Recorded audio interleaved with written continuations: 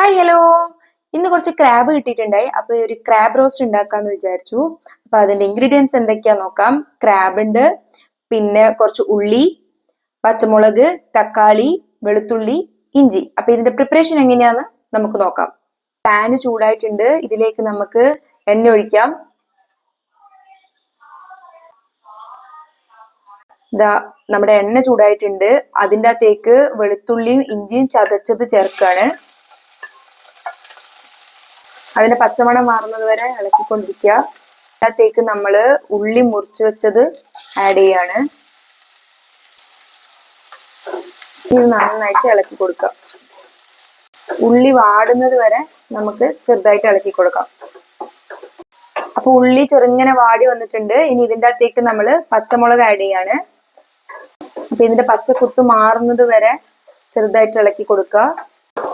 ഇനി ഇതിൻ്റെ അകത്തേക്ക് നമ്മൾ തക്കാളി ആഡ് ചെയ്ത് കൊടുക്കാണ്. നന്നായിട്ട് ഇളക്കുക. പിന്നെ കരിവേപ്പിലയും കൂടെ ആഡ് ചെയ്യുന്നുണ്ട്. ഇനി ഇതൊക്കെ എല്ലാം കൂടെ ഒന്ന് വഴന്നു വരുന്നത് വരെ നമുക്ക് ഇളക്കി കൊടുക്കാം. ഇതിലേക്ക് ഇനി കുറച്ച് ഉപ്പിടാം.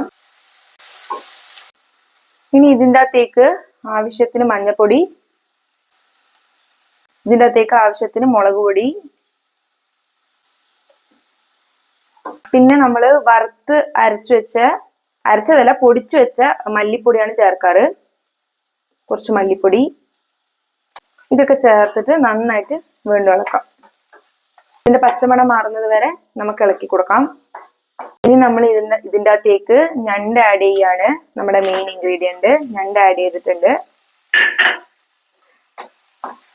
ഞണ്ട് നമ്മൾ ഓൾറെഡി കുറച്ച് ഉപ്പും മഞ്ഞളും മുളക് പൊടിയും ചേർത്ത് പെരക്കി വെച്ചതായിരുന്നു. അപ്പൊ അതാണ് ഇപ്പൊ ആഡ് ചെയ്തത്.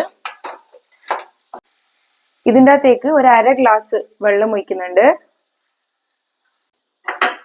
എന്നിട്ട് നമുക്ക് അടച്ചു വെക്കാം. നമുക്കിതൊന്ന് ചെറുതായിട്ട് ഇളക്കി കൊടുക്കാം.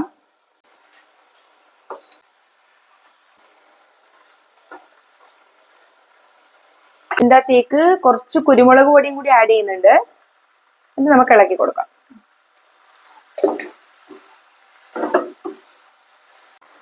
ഇതാ നമ്മുടെ ഞണ്ട് റോസ്റ്റ് ഏകദേശം റെഡി ആയിട്ടുണ്ട്.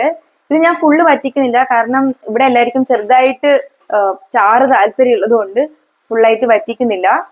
അപ്പം ഇതാണ് നമ്മുടെ സെറ്റ് ഞണ്ട് റോസ്റ്റ്. ഇത് എല്ലാവർക്കും ഇത് നന്നായിട്ട് ഡ്രൈ ഔട്ട് ചെയ്തിട്ട് എടുക്കാട്ടോ. അപ്പം ഇതേപോലെ ചാറൊന്നും ഉണ്ടാവില്ല. ഇത് ഞങ്ങൾക്ക് ചാറ് കണ്ടുകൊണ്ട് മാത്രം വെക്കുന്നതാണ്. അപ്പൊ ഇത്രേ ഉള്ളൂ. ഇനി അടുത്ത വീഡിയോയിൽ കാണാം. Bye bye.